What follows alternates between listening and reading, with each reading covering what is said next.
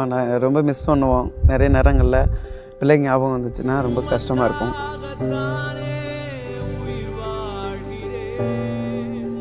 ரொம்பவே மிஸ் பண்ணுறோம். நிறைய நேரத்தில் அதை நினைக்கும் பொழுது ரொம்ப மனசு சங்கடமாக இருக்கும். ஏன்னா அந்த பிள்ளைகளுக்கு கொடுக்க வேண்டிய எந்த ஒரு சந்தோஷத்தையும் அவங்களுக்காக கொடுக்க வேண்டிய ஒரு நேரத்தையும் எங்களால் கொடுக்க முடியல. ஒரு தகப்பனா அது சகிக்க முடியாது. ஏன்னா பக்கத்தில் இருந்த பிள்ளைக்கு என்ன நடக்கும், எப்படி இருக்கா என்னன்னு பார்க்கலாம். ஆனால் நாங்கள் இருக்கிறது தூரம். அவள் இந்த நேரத்தில் எங்களுடைய அரவணைப்புக்காக ஏங்குவாங்க அந்த பிள்ளைங்க.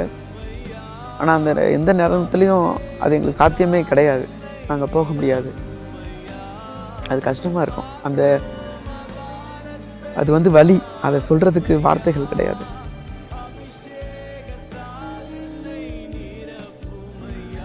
அவங்களுக்கு சரீரத்திலேயோ இல்லை அவங்களுடைய ஆவிலேயோ எந்த விதமான பாதிப்பும் வராதுங்கிற நம்பிக்கை மட்டும் நாங்கள் மனசில் வச்சுருப்போம்.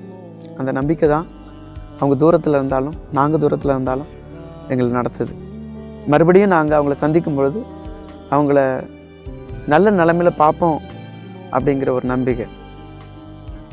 இன்றைக்கி நாங்கள் இந்த அந்த இழப்பீடுகளுக்கு தகுந்த பலனை எங்களுடைய பிள்ளைகளுடைய வாழ்க்கையில் நிச்சயமாக ஆண்டவர் கூட்டி கொடுப்பாரு அப்படிங்கிற ஒரு நம்பிக்கை.